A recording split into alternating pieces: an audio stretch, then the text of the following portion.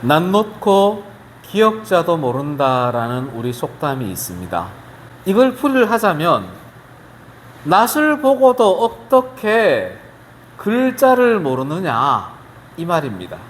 조금 더 신학적으로 비약을 하자면 낯을 보고도 어찌 말씀을 모르느냐 이렇게 해석할 수가 있습니다. 야, 우리 조상들 정말 대단하다. 낯을 가지고 말씀과 연계시킬 수 있었다니 참 대단한 조상들이구나 이런 생각을 잠깐 해드렸습니다. 낯은 칼과 똑같죠. 다시 말해서 전쟁의 도구이기도 하고 추수의 도구이기도 합니다. 그만큼 낯이라는 것은 위협적인 도구입니다. 오늘 본문에서는 이 낯을 이용해서 추수하는 장면이 드러납니다. 열매가 익으면 곧 낯을 대나니 이는 추수 때가 이르렀음이라. 아멘. 낯을 대는 때는 추수할 때고 추수할 때는 바로 곡식이 익은 때입니다. 문제는 이 곡식이 익을 때까지 그 밭에 알곡만 있느냐? 그렇지 않습니다. 무엇이 있었죠? 가라지도 함께 있었습니다. 이 가라지가 알곡과 함께 밭에 존재할 수 있었던 이유는 주인이 알곡을 상하게 하지 않기 위하여 가라지와 알곡이 함께 있는 것을 허용했기 때문입니다. 마태복음 13장 27절에서 29절 말씀에 보면 일꾼들이 주인에게 이야기를 하지요. 주여, 밭에 좋은 씨를 뿌렸는데 어떻게 가라지가 함께 생겨났습니까? 그때 주인이 말합니다. 이 가라지는 원수들이 뿌렸구나. 그럼 주인님, 지금 이 가라지를 뽑아버릴까요? 그때 주인이 말하죠. 아니다. 가라지를 뽑다가 이 알곡도 상할까 염려되니 추수할 때까지 가라지와 알곡을 그대로 두어라. 이렇게 말씀합니다. 다시 말해서 추수할 때가 되면 알곡과 가라지를 구별하겠다는 거죠. 고린도후서 9장 10절에 보면 씨를 주는 이가 있습니다. 하나님이죠. 또한 심는 이가 있고 뿌리는 이가 있고 또 물을 주는 이가 있습니다. 그렇다면 추수는 누가 한다는 말일까요? 추수는 주인이 하거나 추수꾼이 하게 됩니다. 마태복음 13장 30절입니다. 둘 다 추수 때까지 함께 자라게 두라.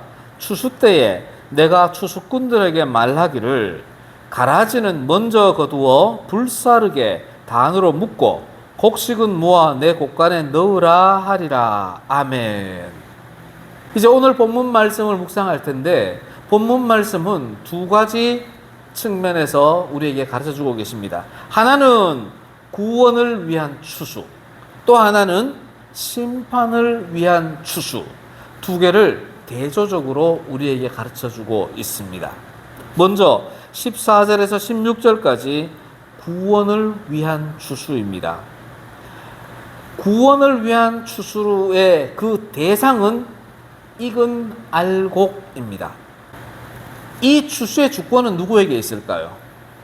14절 말씀에 내가 보니 흰 구름이 있고 구름 위에 인자와 같은 이가 앉으셨는데 그 머리에는 금면류관이 있고. 아멘. 금면류관이라는 것은 통치권, 정권, 주권이 있다는 겁니다. 익은 곡식에 대한 주권이 누구에게 있다고요? 구름 위에 앉으신 인자 같은 이, 곧 예수 그리스도께 추수의 주권이 있다는 겁니다. 낫을 들고 추수를 실행하지 않고 보고만 계십니다. 왜 보고만 계실까요? 분명히 곡식은 다 익었는데 추수할 때가 되었는데 예수께서는 조금 더 회개할 기회를 주시려고 어떻게든 더 기다리려고 하십니다. 그때 한 천사가 다름 아닌 그 예수님께, 구원의 주권이 있는 예수님께 추수를 재촉합니다.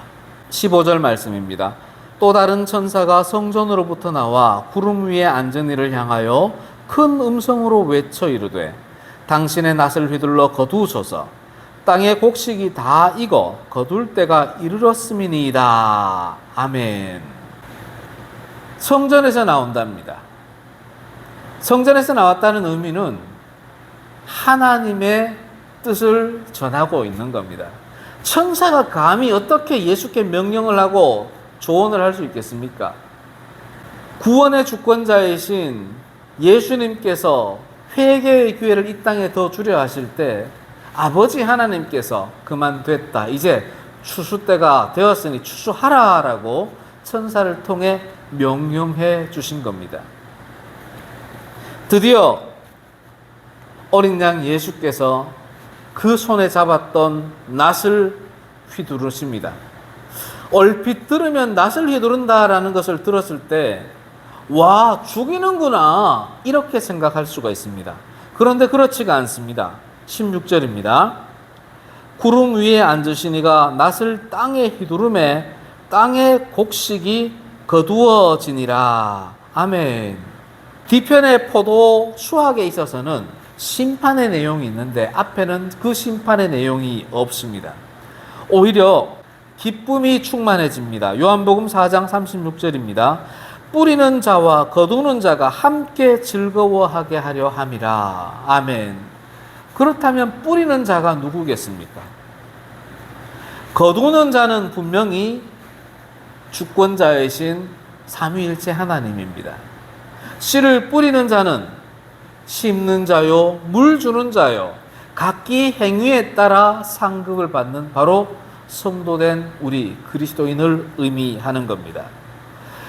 예수께서 추수하여 거둘 때에 거두시는 예수님만 기뻐하는 것이 아니라 씨를 뿌렸던 성도들도 기쁨을 누리게 된다는 것을 말씀합니다. 다시 말해서 어린 양 예수께서 휘두른 그 낫에 의해 거두어 드린 곡식은 알곡의 곡식으로 하나님의 창고에 거두어 들어지는 하나님 나라에 저장되는 하나님의 백성을 의미하는 것이요, 곧 구원을 위한 추수를 의미하는 것입니다. 다음에 17절에서 20절까지는 심판을 위한 추수를 우리에게 가르쳐 주십니다. 이 심판의 대상은 곡식이라고 표현하지 아니하고 포도라고 표현을 합니다. 구원의 대상은 곡식해서 밀보리, 쌀, 포도, 사과 등등 모든 것을 포함하는데 심판의 대상이 되는 것은 굳이 포도라고 한정해서 말씀을 해 주십니다. 사실 우리는 포도라고 하면 일반적으로 긍정적인 의미가 우리의 신앙 가치관을 감싸고 있습니다. 포도 하는데 나쁜 의미를 가지고 있는 그리스도인은 없습니다. 대부분이 긍정적인 의미입니다. 그런데 유독 심판에 있어서는 이 포도가 부정적인 의미로 사용될 때가 있습니다. 첫째는 황폐한 포도원을 말합니다. 이사야 16장 10절입니다. 즐거움과 기쁨이 기름진 밭에서 떠났고 포도원에는 노래와 즐거운 소리가 없어지겠고 틀에는 포도를 밟을 사람이 없으리니 이는 내가 즐거운 소리를 그치게 하였음이라. 아멘. 또한 악한 포도나무로 표현되기도 합니다. 예레미야 2장 21절입니다. 내가 너를 순전한 참종자 곧 귀한 포도나무로 심었거늘 내게 대하여 이방 포도나무에 악한 가지가 되면 어찌 됨이냐. 하나님께서 악한 포도나무로 변한 이스라엘을 꾸짖고 있습니다. 또한 이 포도가 심판의 때에 또다시 부정적 의미로 사용이 되는데 들포도라는 의미로 쓰입니다. 이사야서 5장 2절입니다. 땅을 파서 돌을 제하고 극상품 포도나무를 심었도다. 그 중에 망대를 세웠고 또 그 안에 술틀을 팠도다. 좋은 포도 맺기를 바랐더니 들포도를 맺었도다. 그래서 유독 심판과 관련되어서는 이 포도가 부정적인 의미로 사용될 때가 참 많습니다. 씨를 뿌릴 때까지는 긍정적인 의미가 주로 사용이 되고 심판의 때에는 부정적인 의미로도 사용되고 있다는 것을 우리는 항상 기억하고 성경을 묵상해야 합니다. 사실 예수님께서는 이미 추수에 대해 예고하신 바가 있습니다. 마태복음 13장 40절에서 그런즉 가라지를 거두어 불에 사르는 것 같이 세상 끝에도 그러하리라. 인자가 그 천사들을 보내리니 그들이 그 나라에서 모든 넘어지게 하는 것과 또 불법을 행하는 자들을 거두어내어. 아멘. 하나님께서는 불법을 행하는 자들을 별도로 거두어낸다. 무엇으로? 낫으로 거두어낸다는 겁니다. 이미 하나님께서는 추수를 어떻게 하실지, 누구를 추수할 것인지 예고를 다 해주셨습니다. 이렇게 예고가 되었음에도 심판을 행하는 사자가 낫을 휘두르질 않고 있습니다. 그래서 하나님께서 불을 다스리는 천사를 낫을 든 천사에게 보내어 재촉하는 겁니다. 18절입니다. 또 불을 다스리는 다른 천사가 제단으로부터 나와 예리한 낫 가진 자를 향하여 큰 음성으로 불러 이르되 내 예리한 낫을 휘둘러 땅에 포도송이를 거두라. 그 포도가 익었느니라. 아멘. 앞에 구원을 위한 추수는 누가 행했습니까? 구름 위에 앉으신 예수께서 친히 행하셨습니다. 그런데 심판을 위한 추수는 누가 하게끔 하셨습니까? 낫을 든 천사가 하게끔 했습니다. 그리고 불을 담당하는 천사가 빨리 하라고, 속히 하라고 재촉을 하고 있는 상황입니다. 불이라는 것은 하나님의 진노의 심판을 상징하지요. 낫을 든 천사가 심판을 위해 가라지들을, 들포도들을, 악한 세력들을 거두어 들여야 그 다음 불을 든 천사가 불 심판을 행할 텐데, 낫을 든 천사가 꼼짝도 하고 있지 않으니 불을 든 천사가 성전으로부터 나와서 재촉하고 있는 겁니다. 그런데 왜 심판하는 추수는 어린 양 예수께서 하지 않으시고 천사가 행하지? 이런 의문을 가지게 됩니다. 마태복음 13장 39절입니다. 가라지를 뿌린 원수는 마귀요, 추수 때는 세상 끝이요, 추수꾼은 천사들이니. 아멘.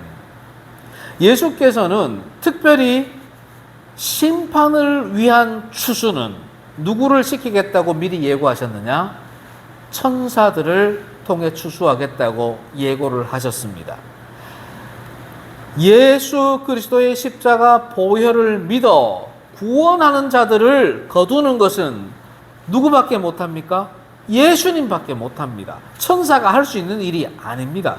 그러니 구원을 위한 추수는 예수님이 행하시는 것이고 예수님만이 행할 수 있는 겁니다. 그런데 심판의 추수는 예수님도 할 수 있고 예수께서 사자들을 시켜서도 할 수 있는데 예수께서는 누구를 통해 하겠다고 미리 예고해 주셨어요? 추수꾼들을 통해서, 천사들을 통해서 심판을 위한 추수를 하겠다고 예고를 해 주셨습니다. 낫을 든 천사가 불을 담당하는 천사의 재촉을 받아 실행을 합니다. 19절입니다. 천사가 낫을 땅에 휘둘러 땅에 포도를 거두어 하나님의 진노의 큰 포도주 틀에 던짐에. 낫을 휘두릅니다. 예수께서는 구원의 추수를 위해서 낫을 휘둘렀죠. 그때는 구원받는 사람들이 상하지 않게 구별해서 추수하셨을 겁니다. 그런데 심판을 위한 추수를 행하는 이 천사는 이 땅에 남아있는 사람들은 모두가 뭐다? 심판받을 대상이기 때문에 낫으로 휙휙 추수를 하면 되는 것입니다. 하나님께서 구원하기 위해 추수한 그 백성들은 시온산에 하나님의 나라에서 거하게 되지만 심판을 위해 추수된 이 들포도와 같은 인생들은 어떻게 되느냐? 예루살렘 성 밖에 큰 포도주 틀에 내던져집니다. 예루살렘 성 밖으로 내던져진다는 것은 하나님 나라 밖으로 내던져진다는 겁니다. 그곳이 어디겠습니까? 천국이 아닌 지옥을 말하는 겁니다. 20절 말씀입니다. 성 밖에서 그 틀이 밟히니 틀에서 피가 나서 말 굴레까지 닿았고 1600 스타디온까지 퍼지더라. 아멘. 포도를 밟습니다. 포도주를 내기 위해서 밟는 게 아닙니다. 심판을 하기 위해서 들포도 같은 인생을 하나님의 심판의 권능으로 징계하고 있는 겁니다. 더 이상 회개의 기회를 주는 것이 아닙니다. 이제는 심판인 것입니다. 피를 토해냅니다. 그 피가 그냥 땅으로 흘러가는 게 아닙니다. 말 굴레까지 튀어오릅니다. 말이 키가 얼마나 큽니까? 말 입에 굴레를 채우는데 그 높이가 1.5m, 2m는 됩니다. 피가 그 높이까지 튀어오릅니다. 그리고 그 피가 사방으로 퍼지는데 1600 스타디온, 약 300km까지 퍼집니다. 거리로 300을 의미하는 것이 아니라 눈에 보이지 않을 만큼 온 세상으로 다 퍼져나갔다는 겁니다. 다시 말해 온 세상이 심판받는 자들로 가득했다는 겁니다. 구원받는 자들은 이미 예루살렘 성 시온성에 다 들어갔기 때문이죠. 사랑하는 성도 여러분, 하나님이 사용하신 추수의 도구가 낫이었습니다. 천사의 추수 도구도 낫이었습니다. 도대체 낫이 뭘까요? 그 예리한 낫이 무엇을 의미할까요? 정말 낫을 들고 휘둘렀을까요? 그렇지 않습니다. 낫은 전쟁의 도구, 추수의 도구죠. 다시 말해 말씀을 의미하는 겁니다. 하나님께서는 말씀을 기준으로 심판하시고 구원하시기 때문입니다. 낫을 댄다는 것은 알곡과 죽정이를 분리한다는 것이고 참포도와 들포도를 분리한다는 겁니다. 한번 생각해 보십시오. 나는 알곡인가? 나는 참포도인가? 무슨 근거로? 자기 자신을 한번 돌아봐야 합니다. 하나님이 낫을 휘두를 때, 천사가 낫을 휘두를 때 나는 어떻게 될까? 지금 고민하고 지금 생각하고 지금 회개해야 합니다. 사랑하는 성도 여러분, 천사가 낫을 휘두르 추수했을 때 그 대상이 누구였습니까? 우리의 주위에 있는 인생들입니다. 나는 거기에 포함되지 않는다. 확신할 수 있습니까? 확신해야 합니다. 왜요?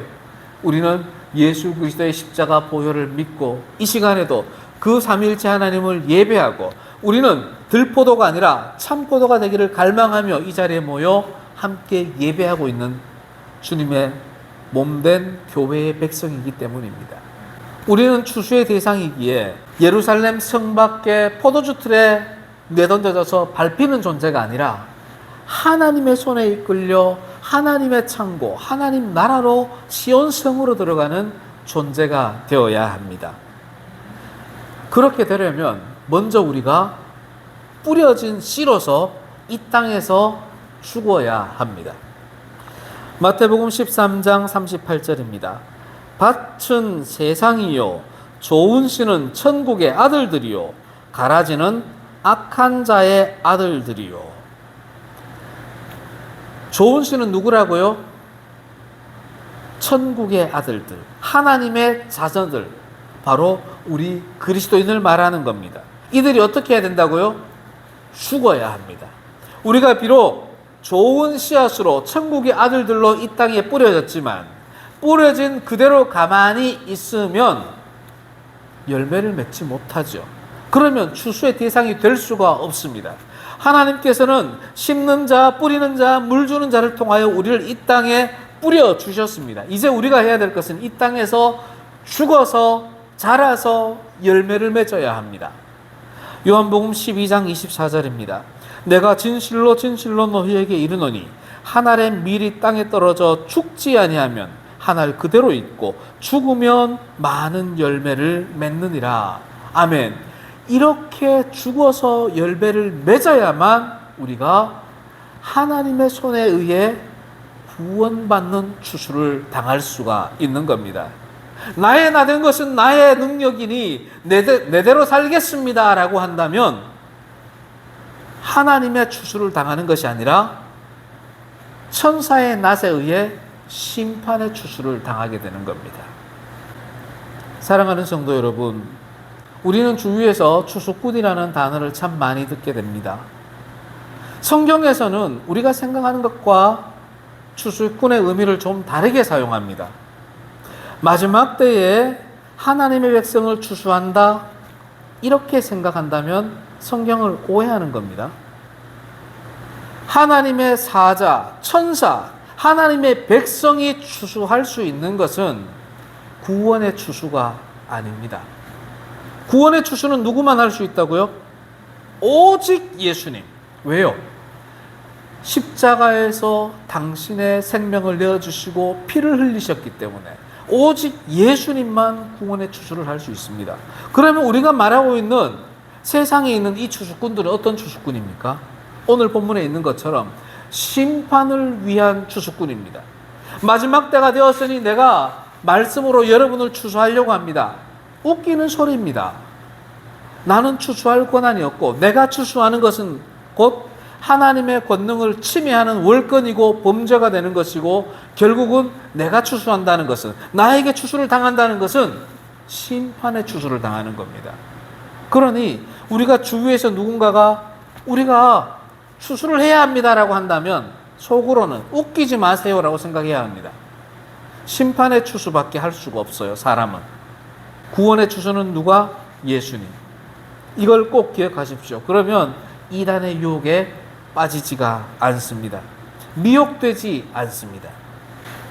사랑하는 성도 여러분, 우리는 하나님이 들고 계신, 어린 양 예수께서 들고 계신 그 예리한 낫, 주님께서 우리에게 주신 그 예리한 말씀에 의해 구별되어 참 포도, 알곡으로 선택되어 하나님의 창고, 하나님 나라로 추수되어 저장되는 하나님의 백성이 됩시다. 아멘.